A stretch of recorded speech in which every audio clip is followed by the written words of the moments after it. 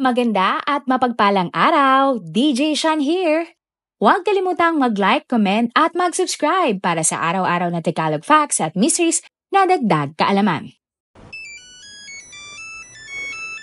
Naalala mo ba ang Nokia 3310 o ang brand mismo na Nokia? Noon nga, halos walang ibang brand ng cellphone ang nais bilhin ng mga Pilipino kundi Nokia lamang. Ang unang cellphone mong hindi touchscreen pero kayang-kaya mong gamitin kahit na nakapikit. Ito ay yung monoponic na ringtone at snake lamang ang option mo para laruin sa iyong cellphone. Yung nahulog mo na sa sahig pero tatawanan mo lang kasi alam mong hindi naman masisira. Yung sinisingil lang ni kuya sa kanto ng 5 pesos para ma-full charge ang kanilang kuryente. Malamang kung naabutan mo ito nga ang kauna-unahang mong cellphone. At kung hindi man, baka ito ang unang cellphone ng iyong tatay, nanay, lolo, lola, ate, kuya o best friend mo sa high school. Kasi dati hindi cellphone ang tawag natin sa cellphone. At ang tawag nga natin, Nokia. Mahal nga maituturing ang brand na ito dahil iba-iba ang style at design nito noon. Naging bahagi siya ng bawat kwento natin sa unang text na hi, sa pangungulit na missed call, at sa pagtatago ng cellphone sa loob ng medyas kapag may exam. At tuwing gabi nga, gamit mo ang cellphone ng Nokia para antayin ang text ng iyong crush. O hindi naman kaya napakadaming messages na iyong nare-receive dahil marami kang ka-text dito. Naalala mo din ba yung mga mensahe kada taon at Pasko? Pagandahan ng mga marireceive na text at iba't ibang mga design. Pero ngayon, alam mo ba kung nasaan na ang Nokia brand at kung ano na ang kanilang ginagawa? Hindi na sila ang kadalasang hawak ng mga estudyante bilang cellphone. Hindi na siya ang laman ng mga tindahan sa Quiapo o Green Hills. Hindi na siya uso. Ang brand na minsang hari ng cellphone sa Pilipinas ay parang isang alaala na lamang. Naitsapwera at tila nakalimutan na ng ilan. Pero paano nawala ang isang kumpanya na dati simbolo ng tibay, ng tiwala at ng teknolohiya? Ito nga ang kwento ng isang pagbaksak ng isang dating matagumpay na kumpanya. Hindi dahil sila ay mahina, hindi dahil walang kwenta, kundi dahil isang bagay na mas mapanganib pa kaysa sa kompetisyon. Dahil ang pagbabago ng teknolohiya ay singbilis ng hangin. At kapag hindi mo ito nasabayan, tila mawawala ka rin na parang hangin. The only thing we didn't do is to innovate. Yan ang huling mga mensahe ng sinabi ng CEO ng kumpanya na si Steven Ballmer.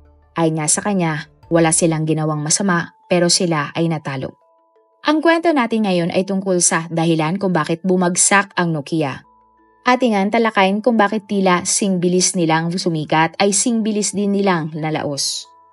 Nang nagsisimula pa lamang pumasok ang teknolohiya sa araw-araw nating buhay, may isang pangalan na agad naging bahagi ng bawat Pilipino. Hindi dahil ito ay mayabang kundi dahil sa pagiging simple, matatag at maaasahan. At ito nga ang Nokia. Habang ang ibang bansa ay unti-unti nang nagkaka-interes sa mga bagong gadgets, tayo dito pa lang sa Pilipinas ay namamangha na sa idea na kaya mo na mag-text, tumawag at makipag-ugnayan sa kahit sinong kakilala mo sa ibang parte ng mundo at Pilipinas. Sa Pilipinas nga noon, isa lamang ang brand ng cellphone ng buong pamilya, ang Nokia. Ilalagay sa taas ng cabinet para mas malakas ang signal. Tatanggalin ang baterya tuwing gabi para tumagal ang buhay. Walang camera, okay lang ang Nokia. Walang internet, ayos lang gamitin ang Nokia. Ang mahalaga, ito ay gumagana. Sa mga panahon na iyon, kasabay ng unlimited text ang Nokia.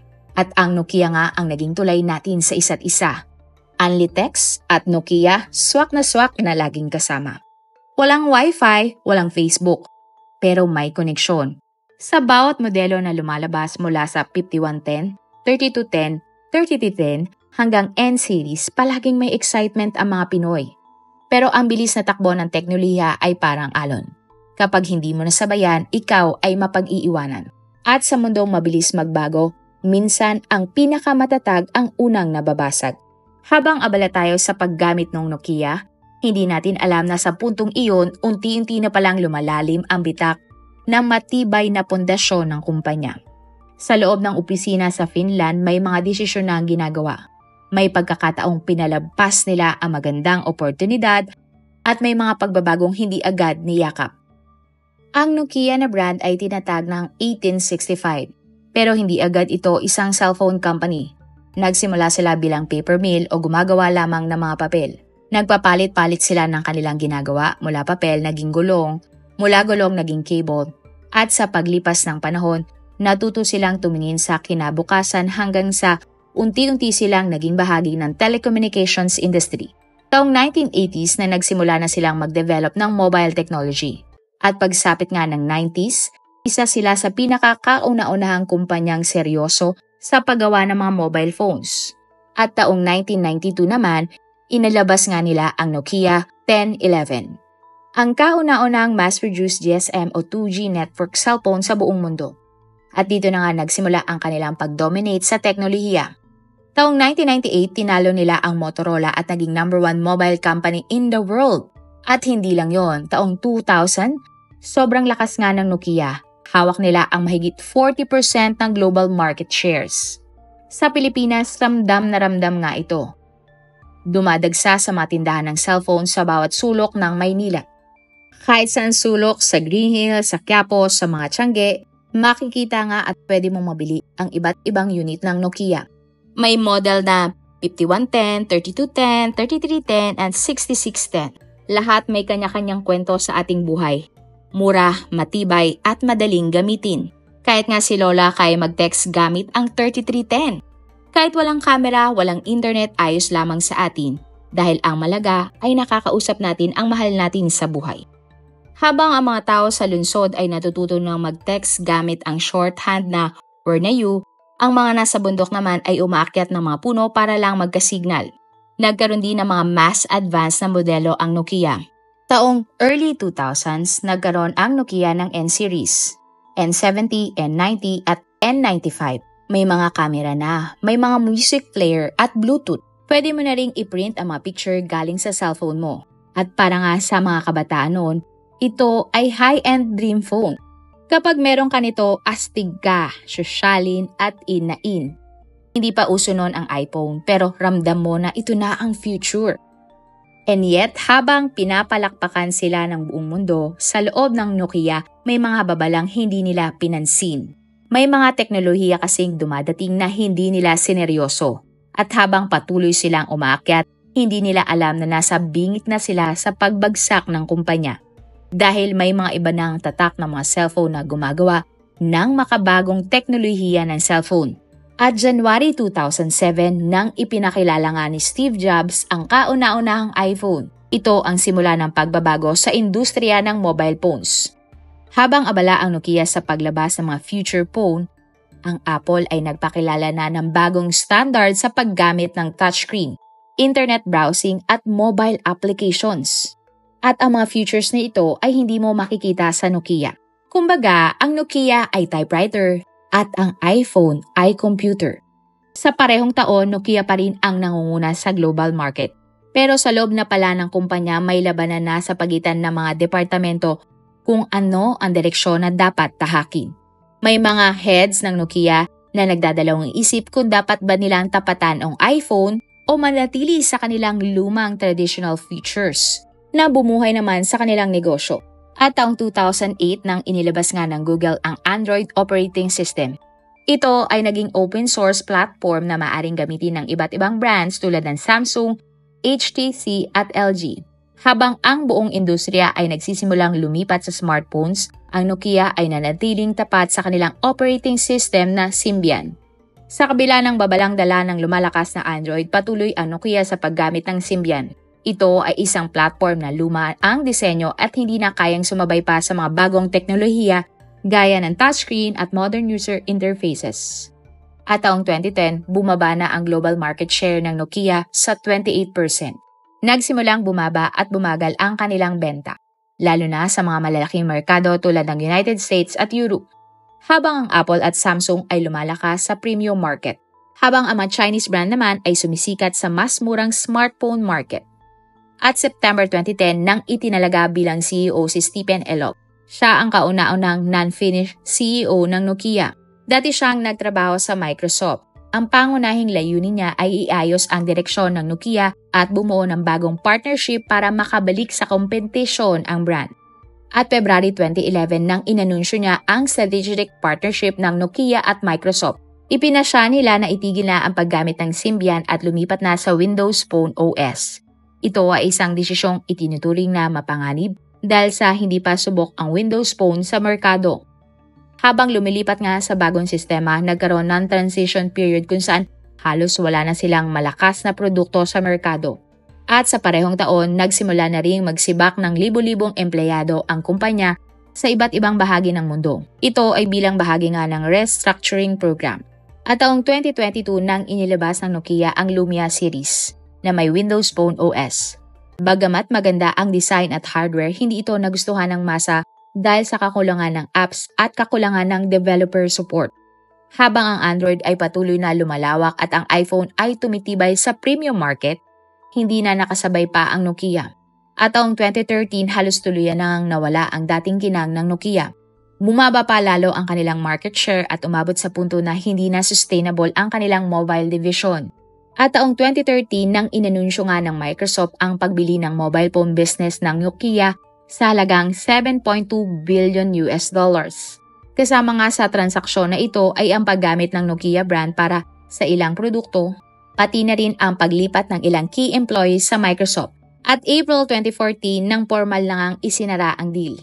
Naging pagmamay-ari na ng Microsoft ang mobile division ng Nokia. Hindi sila sumabay sa paggawa ng smartphones at touchscreens. Sa isang press conference para ipahayag nga na ang Nokia ay nabili na ng Microsoft, tinapos ng CEO na si Steve Ballmer ang kanyang talumpati na umiiyak at sinabing, "Wala kaming ginawang mali, ngunit kahit papaano natalo kami." At ito nga ang kanyang sinabi at naiyak na lamang. At pagkatapos nga ng press conference, ang lahat ng management team, kasama siya, ay lumuha at malungkot. Ang Nokia ay isang kagalang-galang na kumpanya. Wala silang ginawang mali sa kanilang negosyo. Gayunpaman, masyadong mabilis ang pagbabago ng mundo, lalo na ng teknolohiya. Masyadong makapangyarihan ang kanilang mga naging kalaban.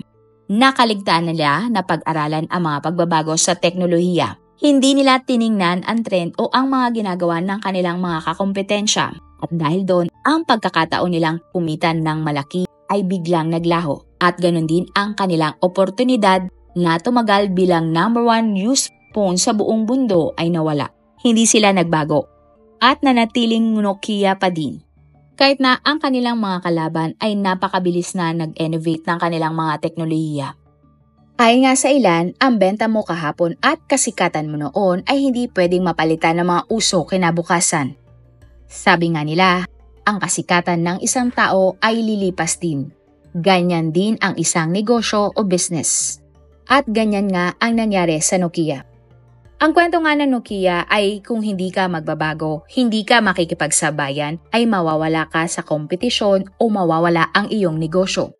Pagkatapos ngang mabenta ng mobile division sa Microsoft ng Nokia ng April 2014, ang natitirang bahagi ng kumpanya ay nagpatuloy bilang isang kumpanya na nakapokus na lamang sa telecommunications infrastructure, patent licensing at technology development. Ang natitirang bahagi din ng Nokia ay hindi nakabilang sa mobile business at patuloy na lamang gumawa bilang telecommunication infrastructure provider na hanggang ngayon ay ginagamit pa rin ng napakaraming kumpanya sa buong mundo. At taong 2015, nakipag-merge ang Nokia sa Alcatel-Lucent, isang French-American telecom equipment company. Layunin ng merger na palakasin ang posisyon ng Nokia sa global telecommunications equipment market at makipagsabayan sa mga malalaking kakompetensya katulad ng Ericsson at Huawei. Kalaunan, bumalik ang Nokia sa consumer market sa pamamagitan ng isang licensing deal. Ang Finnish startup ng HMD Global ay binigyan ng executive rights para gamitin ang Nokia brand sa paggawa at pagbebenta ng mga mobile phones at tablets. Ang mga bagong Nokia phones ay Android-based at manufactured ng Foxconn. Pero taong 2016 nang inabandona na rin ng Microsoft ang Windows Phone project. Ang mga natitirang produkto ng Nokia ay tuluyan nang nawala sa mainstream market. At taong 2017 nang inilabas ng HD Global ang unang batch ng Nokia phones. Kasama dito ang mga modelong Nokia 3, Nokia 5 at Nokia 6. Kasabay nito ay ang relaunch ng classic Nokia 3310 na ginawang mas moderno at compatible sa kasalukuyang networks. Bagamat nagkaroon ng interest at media coverage ang relaunch, nanatiling maliit ang market share ng Nokia sa bagong smartphones landscape. Ang mga merkado kasi ay dominado na ng Apple, Samsung at mga Chinese brands gaya ng Xiaomi, Oppo, Vivo at Huawei. At taong 2018 hanggang 2020, patuloy ang Nokia sa pagdevelop ng 5G infrastructure technology. Nakipagkontrata sila sa iba't ibang bansa at telecommunication providers para sa pag-install ng 5G networks. Ito ang naging pangunahing pagkakakilanlan ng Nokia sa bagong yugto ng kanilang negosyo. At taong 2021, nagkaroon ng leadership transition sa loob ng kumpanya. Si Pekka Landmark ang naging bagong CEO ng Nokia Corporation. Itinuon niya ang kumpanya sa tatlong pangunahing segments, ang mobile networks, network infrastructure at cloud services. Sa mga sumunod pang taon, patuloy ang operasyon ng Nokia sa larangan ng business-to-business solutions. Hindi na sila kabilang sa mga top smartphone brands sa buong mundo, pero naging matatag sila bilang isa sa mga nangungunang suppliers ng networking hardware. At taong 2023 nang sinabi nga ng Nokia ang rebranding at pag-update ng kanilang logo bilang simbolo ng kanilang bagong identity bilang tech infrastructure provider. Hindi na nila layunin na bumalik sa mass market mobile phones business. Ang direksyon ng kumpanya ay nakatutok na sa enterprise technology katulad ng automation, AI at digital transformation. Hanggang sa kasalukuyan, ang Nokia ay isang aktibong player na sa global technology sector. Mayroon silang partnership sa mga telecom companies at gobyerno para sa infrastructure development. Hindi na sila kilala bilang consumer brand pero ang kanilang legacy sa mobile phone industry ay patuloy na binabanggit sa kasaysayan ng technology. Ang kasaysayan ng Nokia ay isang halimbawa ng mabilis na pagbabago sa industriya ng teknolohiya. Mula sa pagiging pinakamalaking phone mobile manufacturer sa buong mundo ng taong early 2000s, humarap sila sa mga serye ng desisyon at pagbabago sa merkado na unti-unting nagpalubog sa kanilang consumer business. Ang Nokia ngayon ay hindi na kasing ingay, kasing kulay katulad ng dati. Pero sa tahimik na likod ng mga telco towers, data centers at 5G networks, ay naroroon pa rin ang Nokia. Hindi para sa masa kundi para sa backbone ng digital world. Ikaw, ano ang mga alaala mo gamit ang Nokia? Mayroon ka bang Nokia noon at ano ang favorite mong Nokia phones? Kung sakaling mang magkaroon uli ng Nokia pero para siyang Android o Apple, ano ang mas pipiliin mong cellphone? Apple o Nokia? Kung sakaling Nokia pa rin ang pinakasikat na brand ngayon, sa tingin mo ay gagamitin pa rin siya ng karamihan? At ano kaya ang features nila na namimiss mong gamitin? Kung ako ang tatanungin, nang panahon na ginagamit pa ang Nokia, madalas akong makareceive ng mga text mula sa iba't ibang tao at mga pass-on messages. Send to many and send to all, ika nga. At isa nga sa mga hindi ko malilimutang mga mensahe ay ang mga messages tuwing bagong taon at Pasko. Dahil nga, paunahan at paramihan ng mga mensaheng marireceive kada taon. Ikaw, anong kwentong Nokia mo?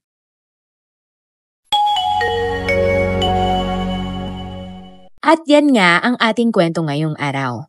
Kung may natutunan ka o nagustuhan mo ang ating kwento, huwag kalimutang mag-like, comment at mag-subscribe.